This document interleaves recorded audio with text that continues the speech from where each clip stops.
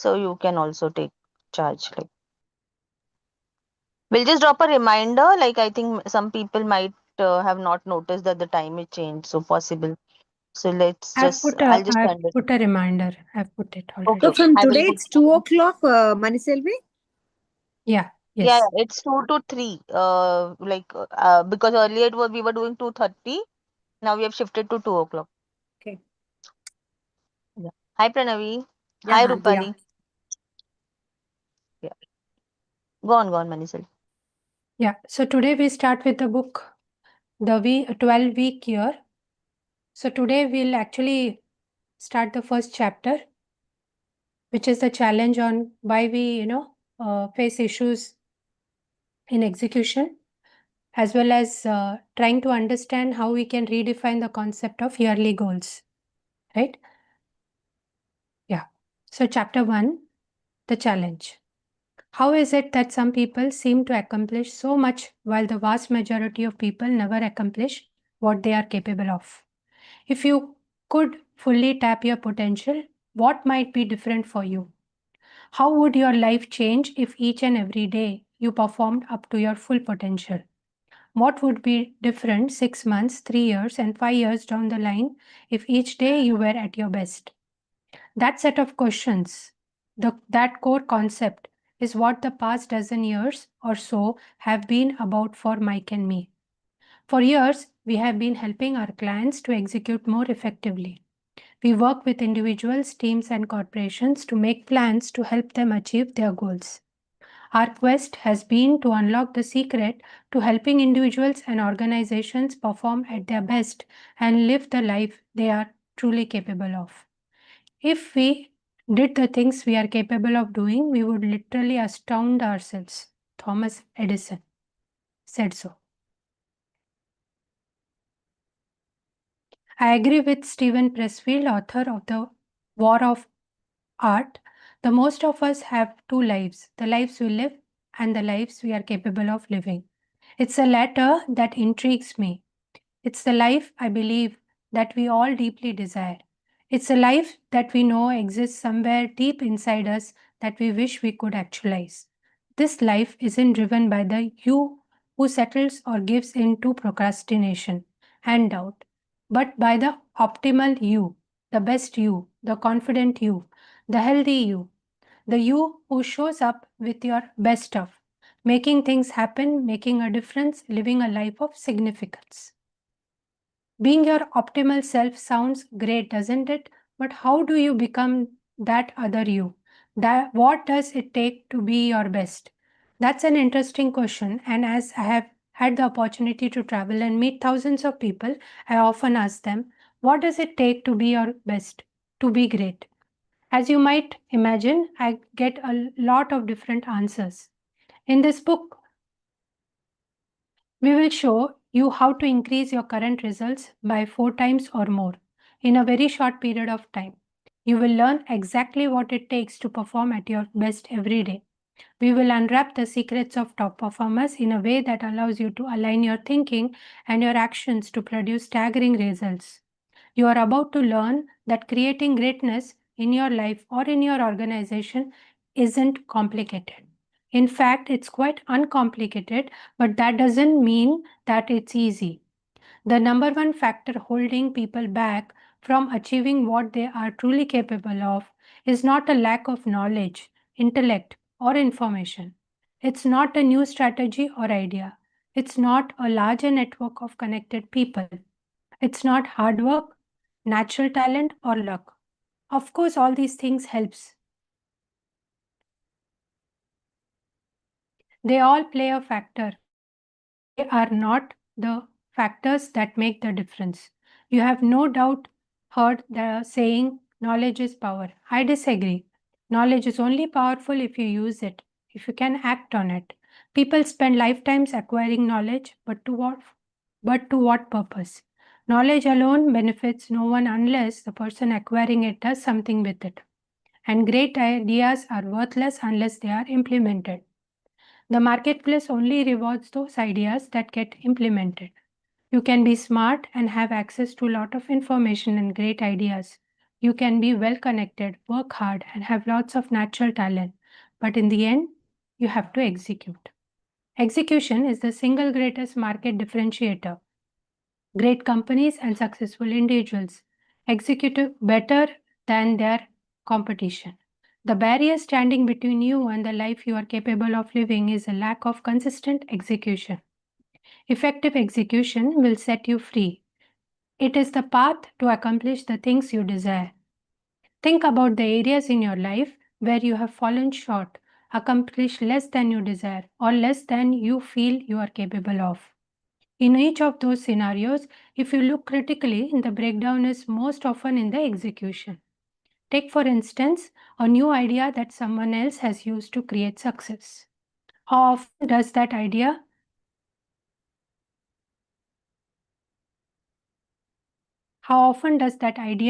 fail when a different person tries it?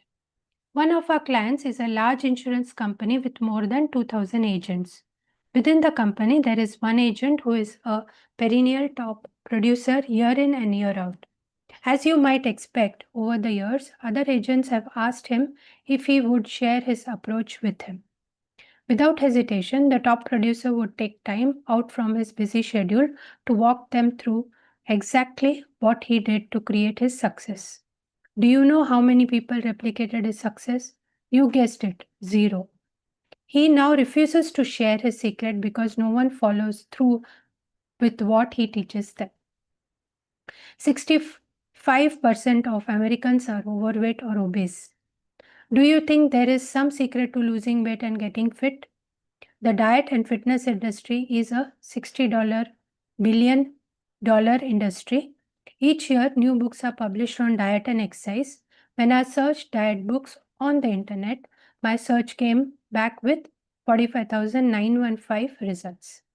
Almost 46,000 books, some with familiar titles like the Atkins Diet or South Beach Diet, some with less familiar titles like Run, Fat Bitch Run. Yet Americans continue to be overweight and out of shape. Most people know how to get back in shape, eat better, exercise more, they just don't do it. It's not a knowledge problem, it's an execution problem.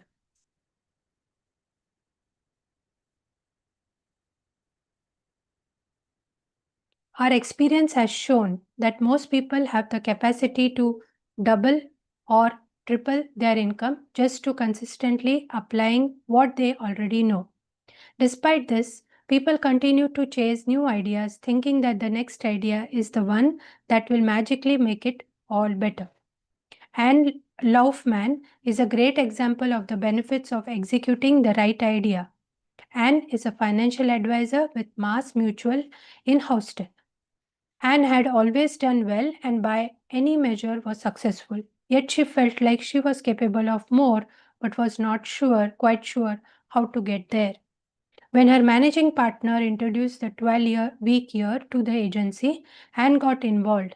In the end, Anne experienced a 400% increase in production and became the first female associate of the year in the 103 years history of Mass Mutual Houston.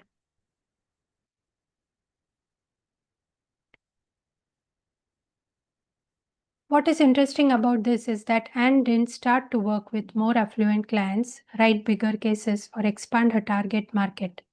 All things that most advisors would pursue to increase their production.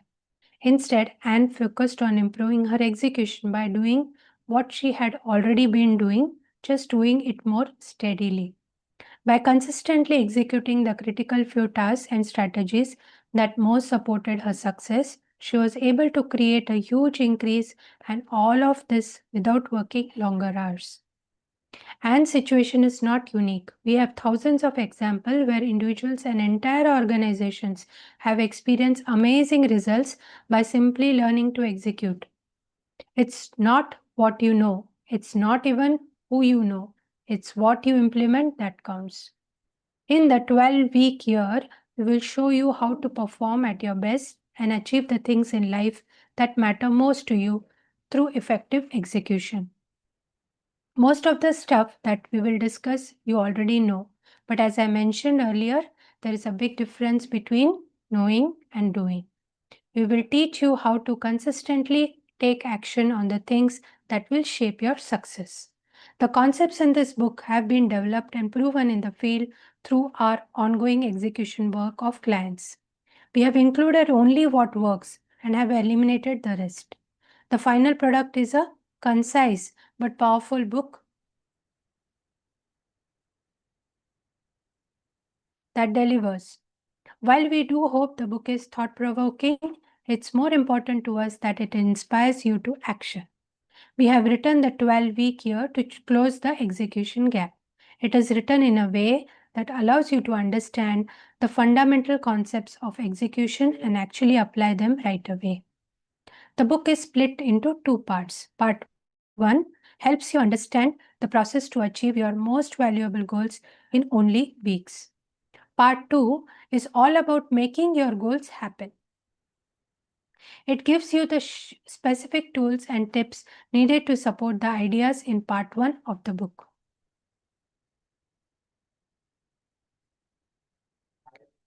Our 12-week execution system is both flexible and scalable. The concepts apply equally well for individuals as well as groups, both personally and professionally. We have had entire organizations as well as individuals apply the 12-week year with great success. While the book is concise, the concepts it contains are powerful.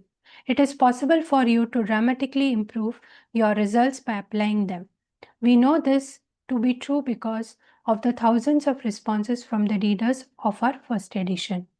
In this book, we will show you how to substantially increase your current results, lower your stress, build your confidence, and feel better about yourself. Not by working harder, but by focusing on the activities that matter most.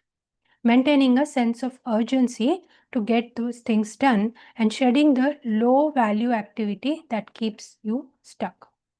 Get ready. You are about to experience the 12-week year. Brian P. Moran and Michael Langington, the authors of this book. Part 1. Things you think you know. Part 1 will provide fresh insights regarding what it takes to be great and challenge what you think you know about what it takes to perform at your best and achieve your potential. It's what you learn after you know it all that counts. John Wooden.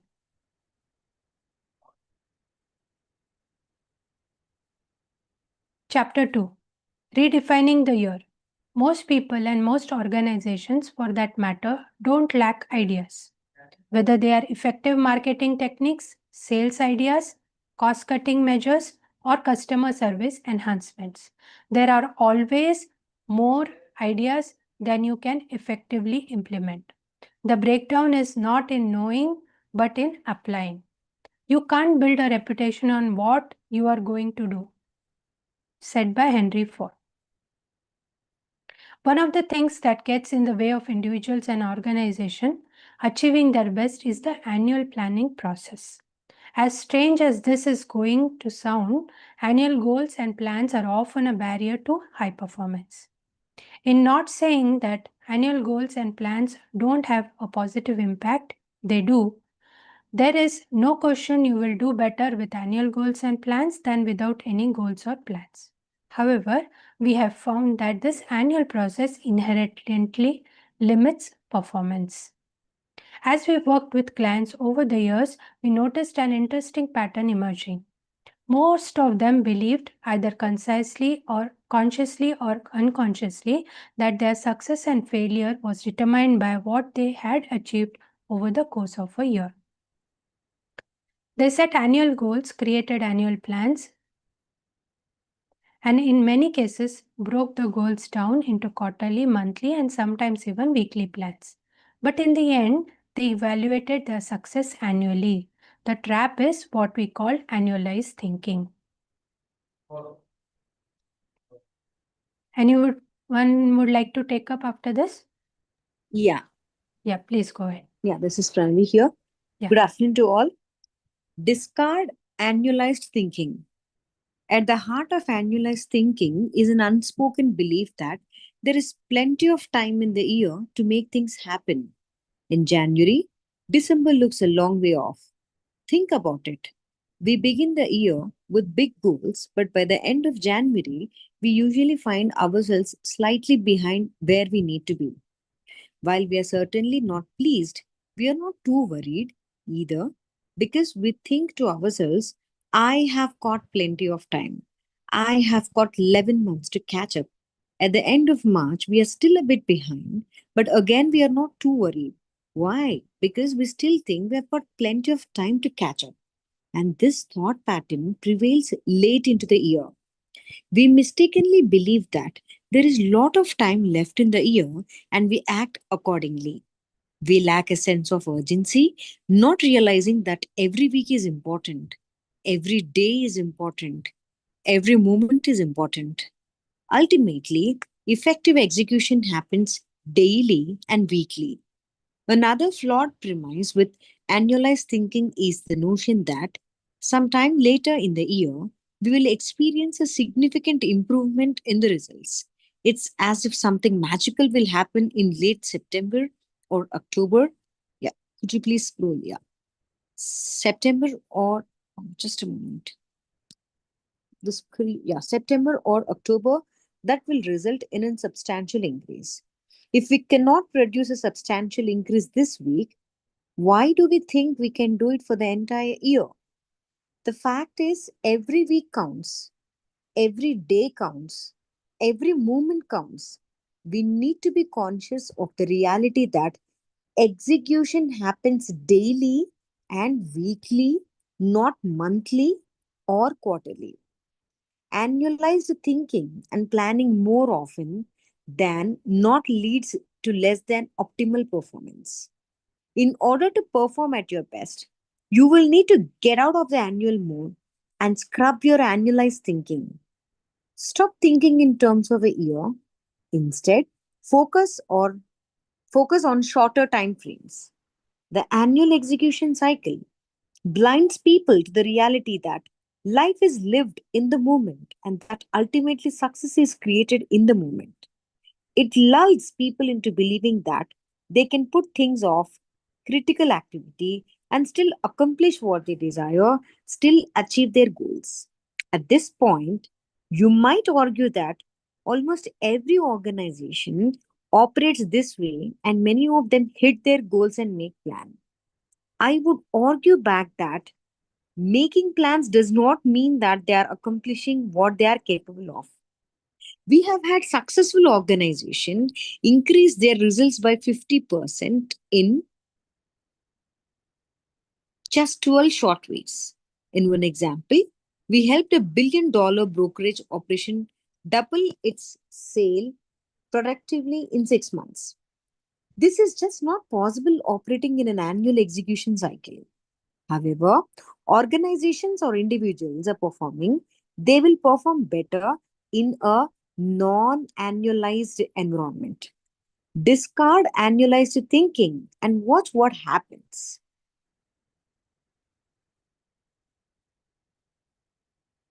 Yeah. Can anyone is interested to read? Yeah, I can read. Okay. Go ahead. You want to continue, then you continue for a while. Okay. Great things happen at year end. You have probably seen advertisements or heard the pitches proclaiming unbeatable deals as the end of the year approaches. The fact is, these end of year pushes get results and are standard practice in many industries. If you have ever been part of a year end push, you know that everyone is focused on getting business in and completing important tasks. The difference between success and failure for the whole year can hang in the balance during the last 6 days. More often than not, results spike upward as the days left in the year dwindle towards zero. There is nothing like a deadline to get you motivated. It happens all the time in the insurance and financial services industries. For many agents and firms, December is traditionally the best month of the year, and the fourth quarter often represents 30 to 40% of the annual sales. It is amazing what happens when people have a goal and a deadline. Year end is certainly a rousing time in most industries. Activities up and people are focused. With little time to waste and with clear objectives to meet, workers focus on the critical projects and opportunities. Tasks that are not directly related to driving results are pushed aside for what really matters in the short term. As a time of year, at this time of year, there also seems to be an increase in performance related conversations. Management, focused on achieving their own performance goals, spends more time with associates, reviewing results, and encouraging them more than at any other time of the year. What is it about year end? Why do people behave differently in November and December than they do in July and August? Inevitably, it is because there is a deadline, which for most people is December 31st. The end of the year represents a line in the sand, a point at which we measure our success or failure. Never mind that it's an arbitrary deadline, everyone buys into it. It is a deadline that creates the urgency. Whether self imposed or company driven, November and December is a crunch time. People procrastinate less at this time of year. Recognizing that time is running out, people address barriers and tasks that they had been avoiding earlier in the year. In these remaining days, a strong sense of urgency replaces diffusion and downtime. People pull out all the stops to get business placed before the year ends, and there is a strong surge to cross the finish line before the time runs out. Oh, oh yeah. In addition, there is a feeling of excitement that comes with the anticipation of a new year. Regardless of how you perform this year, you're hopeful that next year will be better. If you had a tough year, the coming year provides you an opportunity to start fresh. If you have had a great year, you get a chance to build off that. Either way, a new year holds lots of hope and high expectations of good things to come. Year end is an exciting and productive time. The final 5 or 6 weeks of the year are the most fascinating time of the entire year. During this period, there is a frenetic rush to end the year strong and to kick off the new one with the gusto. The problem is that this urgency exists for just a handful of weeks. Wouldn't it be great if you could create that energy, focus, and commitment every week throughout the year? Well, you can. The 12-week year and the concept of periodization will show you how. Yeah, thank you all. Okay. Yeah, I'll go. Manichal, you are reading, right? For a while? Yeah, please continue. Okay, I'll continue. Periodization. Periodization began as an athletic training technique designed to dramatically improve performance. Its principles are focus, concentration, and overload on a specific skill or discipline. Periodization in sports is a focused training regimen that concentrates on one skill at a time for a limited period, usually 4 to 6 weeks. After each 4 to 6 weeks period, the athlete then moves to the next skill in sequence. In this way, capacity is in each skill is maximized. Eastern European athletes were the first to apply this technique in their Olympic training in the 1970s. Periodization is still widely used today in various training regimens. We are what we repeatedly do. Excellence then is not an act but a habit. Aristotle. We realized how periodization could be powerful for clients in our own practice, so we adapted the technique for business and personal success. We have developed a 12-week approach to periodization that moves beyond just training to focus on the critical factors that drive income and life balance. The 12-week year defines what's important for you to do today so that your long-term objectives can be attained. The 12-week year is a structured approach that fundamentally changes the the way you think and act. It's important to understand that the results you achieve are a direct byproduct of the actions you take. I'll read it again. It's important to understand that the results you achieve are a direct byproduct of the actions you take. Your actions, in turn, are manifestation of your underlying thinking. Ultimately, it is your thinking that drives your results. It is your thinking that creates your experiences in life. Figure 1.2.1 says, your results are ultimately a manifestation of your thinking. Yeah, it's shown the arrow like action, thinking, actions, and results. Yeah, where, yeah, the same representation of same line in the picture. In the long run, your actions are always congruent with your underlying thinking. When you focus on changing your actions, you experience incremental improvements. However, when your thinking shifts, everything changes. Your actions naturally realign with your new thought patterns. This is how breakthroughs are created. Breakthrough results don't start with your actions, they are first created in your thinking. Herein lies the power of the 12-week year. It shifts your mindset, thereby creating opportunities for breakthrough. The result is a heightened sense of urgency and an increased focus on the critical few, those important core activities that drive success and fulfillment, and the daily execution of those items to guarantee the achievement of your long term objectives. The 12-week year provides a tool and focus for individuals and organizations to be highly successful. It creates a sense of clarity regarding what is important and a sense of urgency each day to do what is necessary. Furthermore, it addresses harvesting today's opportunities and also planting the essential seeds necessary to ensure continued success. Okay. Yeah. Rupali, you want to take read further? Okay. You put your name now. Shall I? Yeah, go on. 12 weeks equals a year. Forget about a year.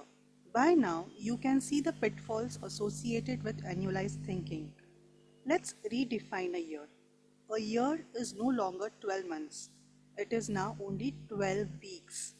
That's right. A year is now a 12 Actually, week. voice is very low for me. Can you please? Yeah, actually, there is a disturbance from outside, or I don't know. It's better now. You go ahead. I've done nothing. Is it still okay? No, still the same for me. There's some background disturbance and your voice is low. Can you raise your volume?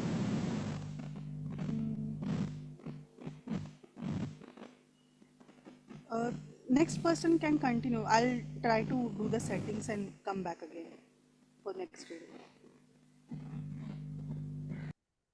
So who wants to read next?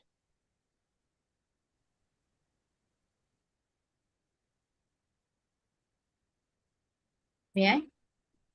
Yeah, please.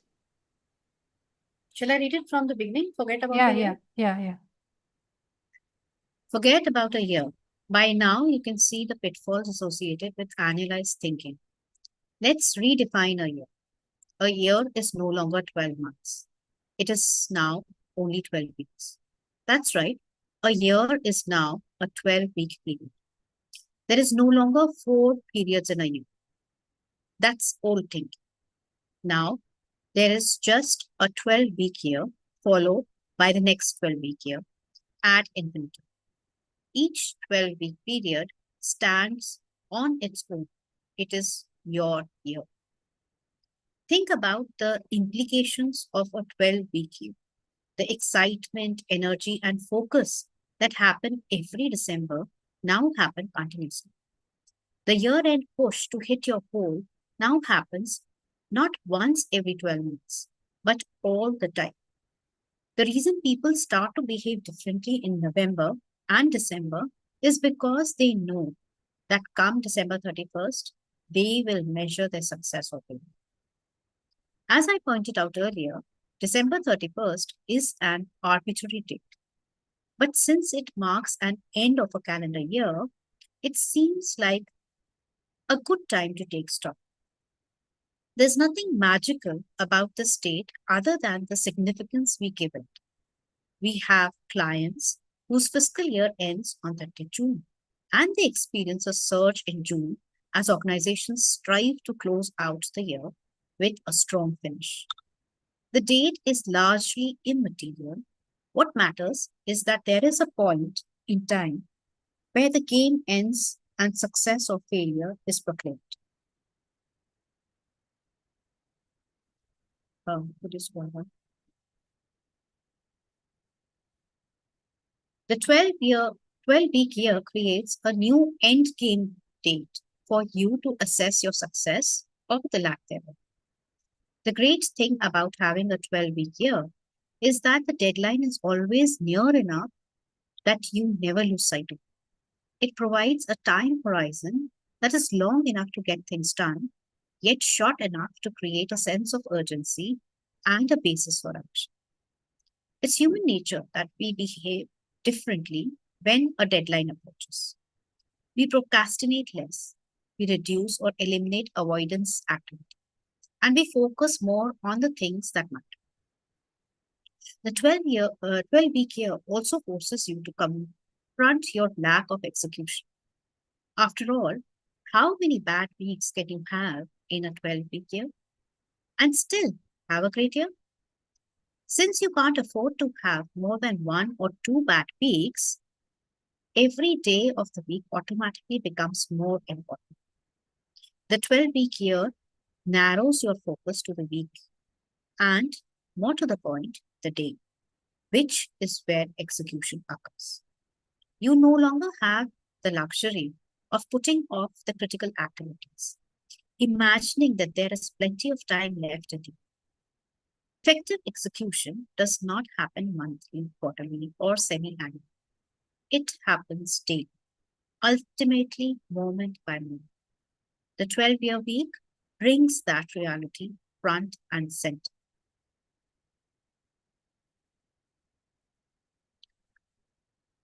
In addition, you now experience the anticipation of a new year every 12 weeks. In the past, if an individual had set a stretch goal for the year that by the third quarter had clearly become unattainable, the lack of achievement became demoralizing. It's not uncommon for individuals and even entire teams to have mentally given up on their goal before October. With a 12-week year, that will never happen again. Every 12 weeks, you get a fresh start, a new year. So if you had a tough 12-week year, you can just shake it off, regroup, and start again. If you've had a strong 12-week year, you can build on that momentum. Either way, every 12 weeks is a new start. The 12-week year changes everything. And just like you do at the end of a calendar year, every 12 weeks, you take a break, celebrate, and reload. It might be a 3-day weekend or a week-long vacation. The important thing is that you take time out to reflect, regroup, and re-energize. For success-oriented people, it's easy to look at what lies ahead and not fully appreciate the ground already covered. The 12-week year presents, at a minimum, 4 times as many opportunities to recognize and celebrate your progress and accomplishments. Focusing on a 12-week year keeps you from getting ahead of yourself and ensures that each week counts. Would anyone else want to read this? So we'll stop here for the day. I Yeah. take from here. Yeah, Um, I'm Krishna. You want to read? Okay, go ahead. Yes. Yeah, go ahead. Yeah. Chapter 3, the emotional connection. Effective execution isn't complicated, but it's not necessarily easy. It's not necessarily easy either. In fact, most people and companies struggle to execute well. Execution invariably requires taking new actions, and new actions are often uncomfortable. When faced with a course of action that includes difficult or uncomfortable tasks, the short-term costs of taking action can seem so much greater than the long term benefits of reaching the goal. Because of this, individuals and entire organizations often abandon both the tasks and ultimately the entire strategy. We have found from experience that to execute successfully, it is essential to have a strong emotional stake in the outcome.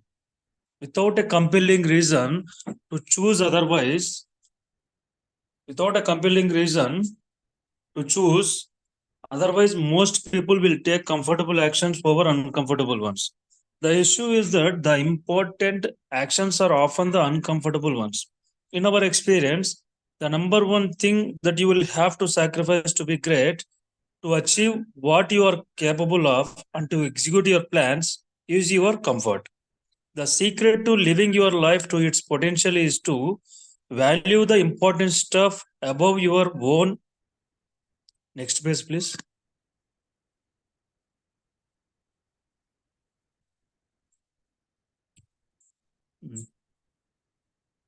To value the important stuff above your own comfort. Therefore, the critical first step to execute well is creating and maintaining a compelling vision of the future that you want even more than you desire your own short-term comfort, and then aligning your shorter term goals and plans with that long-term vision.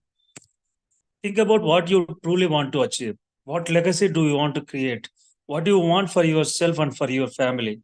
What do you want spiritually? What level of security do you seek? What level of income and fulfillment do you want from your career? What interests do you wish you could pursue? What interest do you wish you could pursue? What do you really want to do with the time you have been allotted? If you are going to perform at a high level, take new ground and be great, then you better have a vision that is compelling. In order to achieve a level of performance that is greater than your current performance, you will need a vision. You will need a vision of the future that is bigger than the present. You must find a vision with which you are emotionally connected. Without a compelling vision, you will discover there is no reason to go through the pain of change. Behind every impossible achievement is a dreamer of impossible dreams, Robert K. Greenleaf. Vision is the starting point of all high performance. You create things twice, first mentally, then physically. The biggest barrier to high performance is not the physical manifestation, but the mental creation. You will never outpace your mental models. Vision is the first place where you engage your thinking about what is possible for you. You must be clear on what it is you want to create. Most people focus primarily on their business or career, but business is just part of life. And if it is actually your life vision that gives traction and relevance to your business, that is why we begin with your personal vision. What you want your life to look like in the future. After that is established, you move on to what your business needs to look like in order to align with and enable your personal. Next page, please. Yeah. After that is needs to look like in order to align and enable your personal vision. The more personally compelling your vision is, the more likely it is that you will act upon it. It is your personal vision that creates an emotional connection to the daily actions that need to take place in your business. In order to tap the incredible power of your vision, you need a future that is bigger than the present. If you are going to create a breakthrough, if you are going to reach the next level, you will need to move through fear, uncertainty, and discomfort. It is your personal vision that keeps you in the game when things become difficult. A compelling personal vision creates passion. Think about something that you are passionate about, and you will always find a clear vision behind it. If you find you are lacking passion in either your business or in a relationship, it's not a crisis of passion, it's a crisis of vision. We will show you how to craft a compelling personal vision and a business vision that aligns with and supports your life goals. All my life, I wanted to be somebody. Now I see I should have been more specific. Lily Tomlin. The first step is to create a personal vision, a vision that clearly captures and articulates what you want in life. The personal vision should define the life you want to live in all areas, including spiritual relationships, family, income, lifestyle, health, and community. The personal vision creates the foundation for an emotional link to your business and career objectives so that there is a strong alignment between what you pursue in your business and the life you desire to live. Your business vision is most powerful when it is developed in light of your personal vision. The reason so many people fail to follow through when things become difficult is due to this lack of connection with their personal lives. Your business objectives are not the end in themselves, but the means to an end. Too often, managers and associates plan for business success but fail to connect with the real power source that will enable them to achieve that success. In essence, the personal vision is the reason why we work in the first place. Once you understand the linkage between your life vision and your business success, you can define exactly what level of income or production your business must deliver in order to support your complete vision. Vision provides you with the line of sight, that emotional link to help you overcome the challenges and execute. When the task seems too difficult or unpleasant, you can reconnect with your personal objections and vision. It is this emotional connection that will provide you with the inner strength to forge ahead in spite of any difficulties, thus enabling you to achieve your dreams and desires. Thanks, Krishna. We'll stop here for the day. Yeah. Yes, thank you. Yeah. So let's just reflect back on what we read. Chapter 1, 2 and 3 primarily. 4 we have just started, and yeah, so what resonated, what you already knew, what was new in this, and something which answered your long-standing issues, something like that. So if you could relate and share, then we can better understand.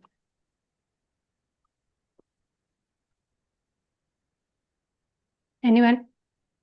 I think in this chapter, just now I read, author is telling vision. Our vision should be, we should be emotionally connected with the vision. We should be having imagination of how the future our how the our future will going to be. So based on your vision, when you connect with your vision of your future, so you can success in all the areas, business, relationship, family, income, etc. So in this chapter, that's what I have got this knowledge from this chapter. Yeah, Yeah, that's it. great point. Yeah, great point. Actually, we generally, whenever we plan, we do it very more segmented, like for business, for say work, for say profession, for say, specific hobbies, for specific personal family, right?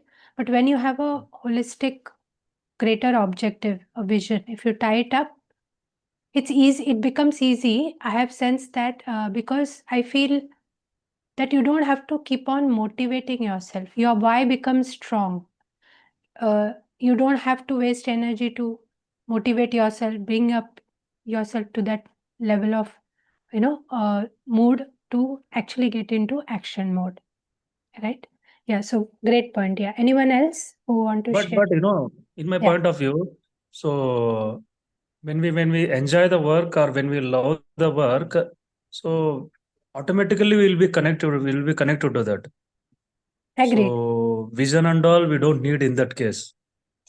Agreed. But So then is it what is right? the vision that you're ultimately achieving there? That you want to be a happy and peaceful Yeah. person, or you want to be resourceful in whatever you are doing, right? That's what your holistic vision is of life there. Yeah, but the author is saying in long term, if you want to achieve something bigger, so you should be having vision. What clearly you want to achieve in future. So, like blindly you are doing every day. You are doing something for you to achieve your goal. So, in that case, compared with when you have a clear vision, what you want to achieve in future, when you achieve that when you achieve your goal with a clear vision, then in that case it will give more big results you can achieve something big. So I think that will work out having a clear vision Yeah. of your future. Yeah. Right. So long term, instead of just seeing what next I should do, how do I, use the next 1 month, it's more of a Yeah. building a broader picture and then tracing back your step to that 1 month as to how you can Yeah. link the immediate benefit of that 1 month or the opportunity to use that 1 month to the vision that you have in a long But I term. think I think along with the vision, you should enjoy what you do. You should love what you do. So yeah, without if you are not enjoying, so it may not be, it will be, you may lost that interest on the way. So you Okay, one short, question here, Krishna. yeah, Is it always possible to do that in life? Practically? practically not possible. Yes. Right. So we should be Yeah. somewhere ready to balance it out, right? So very well Mhm. point put forward that if you love and you're passionate about something, definitely that motivation is not required. That itself becomes a motivation, right? And Yes. you become a better person in whatever you are doing automatically because you uplift your spirit to that extent. Your thinking is at a higher level. You are actually uh, in a flow state maybe, and you are also targeting which is closer to your vision, I would say, because that is where the happiness or joy is flowing. But sometimes many of the tasks which we have to do with practical realities, that Mhm. we'll have to do it, right? Yes, But then yes. we have to show there a balance, a maturity, a kind of, understanding that certain things are beyond my control. Certain things I have to do because they have to balance out with the things that I like. Say, for example, I don't want to work, but I want to have a proper life. Then I have to work at least some minimum hours, right? To balance out that life that I expect. So, something like that. So, yes, Yes, exactly. practically, we'll have to be just a bit more grounded as to what is the reality versus what we are expecting. Yeah. Anyone else? Exactly. For Yeah, me, yeah, go on, some ma'am. yeah, some points were so I know them. It's just that it brings to light as to the fact that I am ready to acknowledge that as well. The Parkinson's law that is there, right? I, the work is spread across the timeline that you have. So I've seen that happen for myself. That when I have work and the commitments are there, I have standard dates of commitments. I'm able to be more productive. If the commitments are I don't have a target line, then I'll spread that across. I've seen it happen, and um, I if I don't have work for quite some time, then I call it a free time zone or my vacation time. Put in that activity. So the kind of productivity and the results that I get, and to a certain extent, some frustration also builds in. So um, the approach to this 12-week year uh, would be a kind of a solution for me, to the problems that I am individually facing, the kind of choices that I've made right now for myself. So, so that is what spoke to me. Right. So thanks, Anita, for your point. Actually, we are today taking a pause. This 1 hour we are spending, and whatever next few hours or few weeks will be spending on this book is just to pause and see and reflect back how far we have come during this year and achieved, and how best we can achieve over the next 6 months. If you have to actually think of your yearly goals already done, or it can be just a flip of your perspective towards time. How I do it maybe on a quarterly, maybe on a daily, or maybe on a monthly basis, right? So I think this pause is necessary for us because we are being doing things in certain way. Maybe certain things are working very, very well. Certain things also, it's okay. We need to have total perfection, but some things might need attention. So this is the book, I think, which will draw us attention to those points, as well as make us think from a reality perspective how best we can manage that going forward, considering this 12-week approach that they have suggested. Yeah. Anyone else? Yeah, I personally loved the concept and every word of it. So I remember I have been part of one of the program where it was a 13-week course, and we had goals and we had some wins and things like that, and we were super productive, and we actually operated at the best possible optimum level that we were also not aware of that we can perform. So I just remembered that experience while reading this, and I'm working on a program currently, which is like 90 days to a new me kind of something. So which is very similar, and I feel this 12 week is basically I love the idea that the author has shared about creating that urgency, because this does happen like me with me personally. This is being the story that we always think that he's rightly pointed that at the end of the year, even at the end of the month of March, we don't feel ki there is a bigger loss of losing out 3 months, because we feel, oh, still we have 9 months in place, and that's how we procrastinate. So I love that concept, like how we if we take it if we create that urgency, thinking 12 week of year, and actually we can take and reward ourselves like vacation or whatever small things. So I loved it personally, and even the emotional part, that chapter that we read, and he asked us to connect the personal, be more clear about the personal vision, and then align your career or business vision with your personal vision. I think that is also one of the approach we normally take up in coaching, and I think that really works very well, because whatever we decide, even a work or whatever, we are very attached to our personal desires. So when we actually can get very aligned with our personal desires, and then we connect those to our career or things, that always tends to motivate us stronger. Like for example, if we want to do something for our kids, we will be highly motivated. Or if we want to do something like just say it happens, right, like people want to lose weight or be look at their best when the wedding in the family is there, or things like that. So I could connect with every word from the chapters that we read, and I'm loving this book already. So thank you, Manisalvi, for taking this up, and I think we are reading it at the right time. So as you rightly said, if we just think of a new start, a second half, second inning of the year, this is like the great book to start with, and we can actually plan further for the next 2 quarters that we have in hand. We can actually with this approach be quite productive and achieve more from our goals perspective also. So I'm loving it. So thank you for taking that up. Yes. Yeah, anyone else? Yeah, Yeah, I'm done. yeah, I just want to add. The author is emphasizing that, from the 12-week year, the point is that, we do our best, see, to get the best potential of our, from our, to get the benefit of our potential.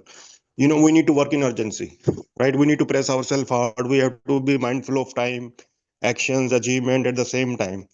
So when we have less time, it's just like, when we have when we are near to right, we are doing our best. Everything on what matters, not like, taking life casually and things like that. And life is a two-way street. We cannot be casual at things and get the best out of it. So the author is emphasizing that ourselves in a short time frame, we can be more like fully focused on our things that matter, and we can avoid distraction and doing unmindful activities and things like that. And when we achieve some target in 12 weeks, right, then we can analyze our achievements, failures, challenges and things like that, right, and we have more scope to improve in the next 12 weeks. So the point is, you have more you have when you're working in a like 12-week cycles, like 3-month cycle, right? So you know that when you have less time, you are more focused, you're doing your best every day, and not like wasting energy on things that don't add any value to you. And that's the way how you grow in life, right? You cannot be casual and get the best out of life. Life doesn't work like that. So if you want something best out of life, we have to ready to sacrifice that. And the best sacrifice is to in a shorter time and clear vision and fully goal oriented. And so the point is he's emphasizing the importance of every hour, every day of our life. We cannot think in chalo chodo kal ho jayega, let's do this and that. Behavior is our success don't like the casual behavior. It wants us to live it to our best every day, if we are really serious about success. So, and he's also emphasizing that 3 weeks, like 12 weeks, is a lot of time to achieve a lot of milestones like in our life, what we want to achieve through 6 months goals or year goals and things like that.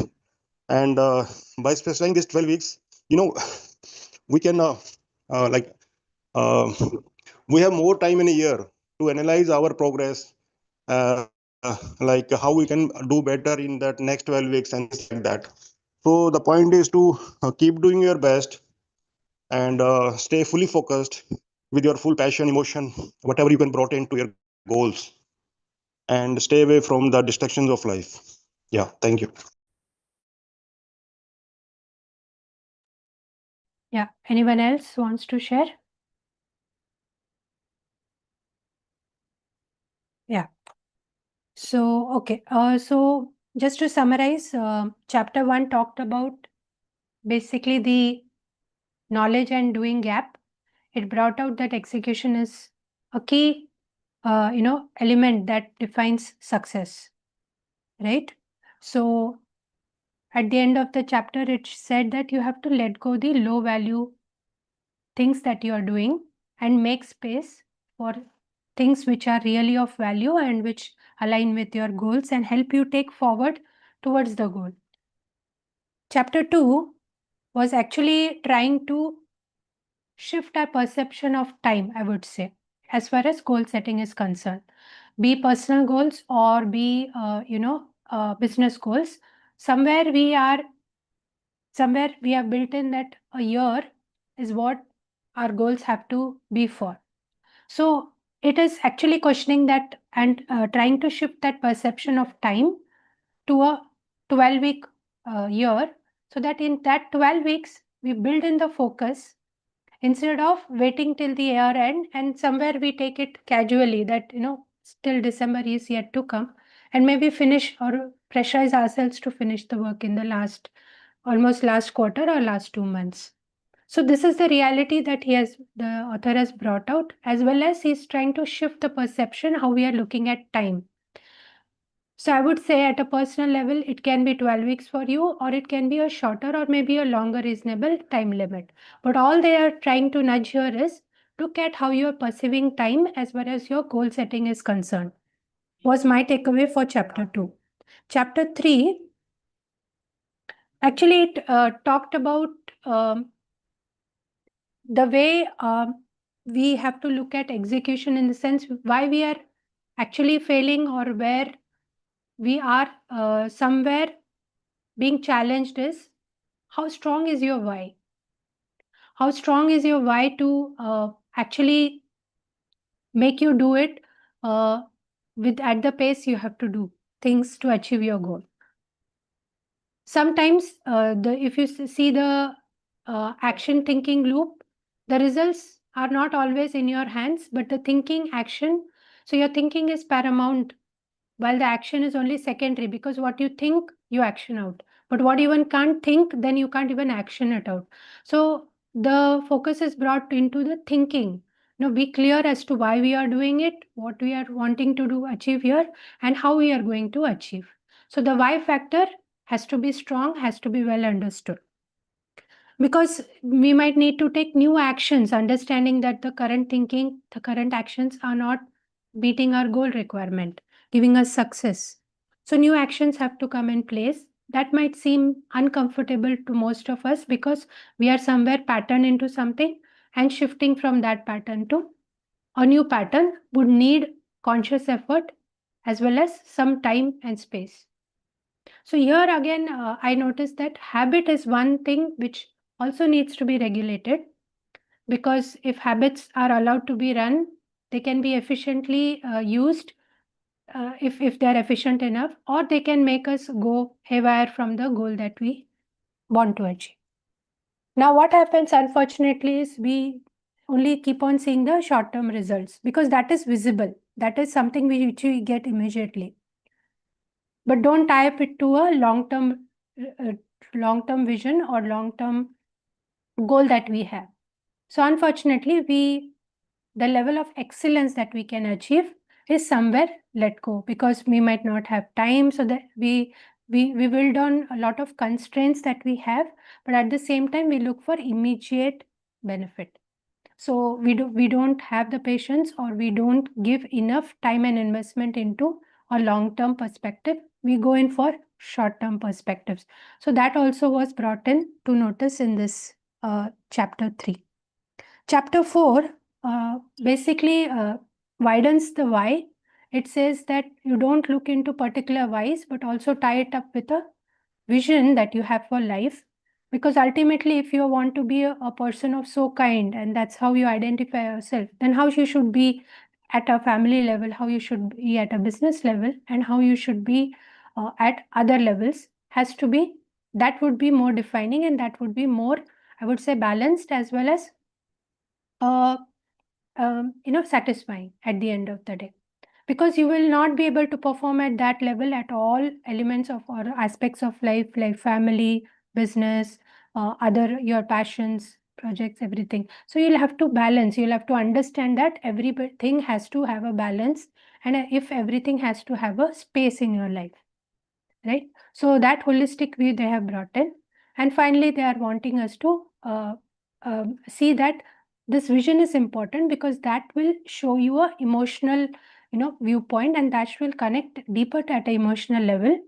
And we understand emotions are very important. Like, for example, procrastination is not a problem of any strategy, but more of a emotional, somewhere a emotional lack is there. So if you're emotionally charged, you have the greater flow state, and you have a greater possibility of achieving it. So I think that is the emphasis on the chapter 4. And then we have further chapters to go. But what was central, or what was the main takeaway today, was execution happens daily. So we'll have to look at how our energy levels are there on a daily basis, and then set our goals, understanding us deeper, our patterns, our other works, because it should not happen that I'm building great goals, but I don't have time and space for that, executing that.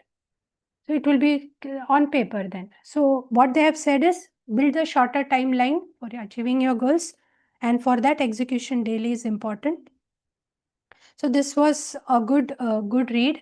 I think they have put in these perspectives in the immediately in the starting, because they just want to cut the regret that we almost seem to have if we don't see immediate results, right? We keep watering a plant, say, and we don't see anything growing above the ground. We don't understand that the roots are growing below. So in that sense, it is trying to bring us to a practical reality where yes, it might take time, but yeah, you have to actually cut the regret and try to build from a thinking level rather than an action level, right? So if there is nothing anyone wants to add here, we'll close it for the day. Does anyone have anything to add? One more thing that Yeah, one thing I want to add. Please. Spoke to me was the fact that your mental vision has to be, and mental has to be stressed. Then only you'll be able to. That intent has to be stressed. Then only you'll be able to work on the physical aspect of it. They say you do the things twice, once in your mind and once actually physically you're doing. So physical doing or physical action is taken care of if you have totally mentally in sync on doing that. So this was a point that was stressed more empathetically for me, because I was somewhere thinking that my action part is I'm not a good executor on certain things.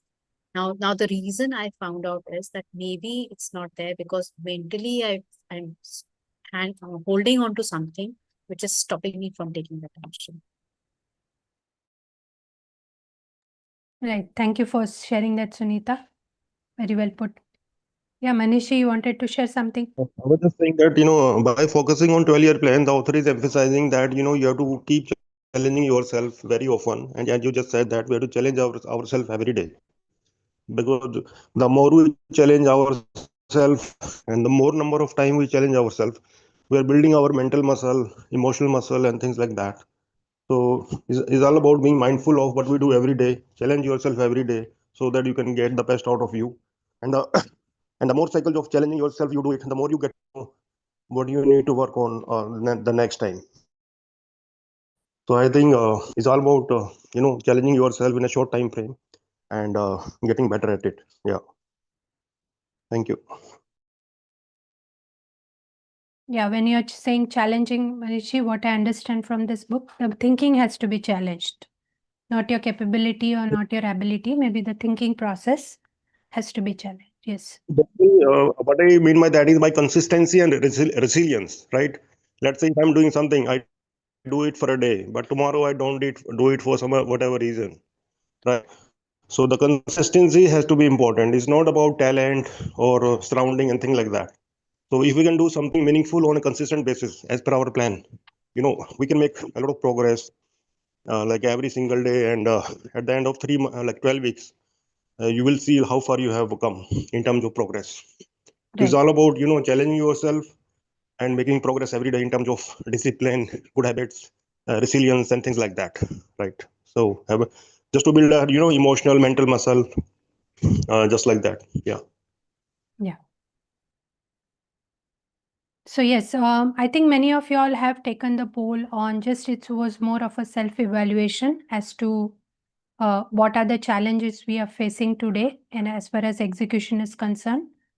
So many of you all have already taken the poll. Those who have not, please take the poll. Just more of an understanding as to what is the main issue we stand with right now. And over the period, this book will help address us that better so that we can manage it in the upcoming days and achieve our goals better, right? And also, I would like you all to have at least one goal, 1 to 3 goals you can have, which you feel you have not accomplished, say by July that we are today, that you had decided you had to do in from January onwards.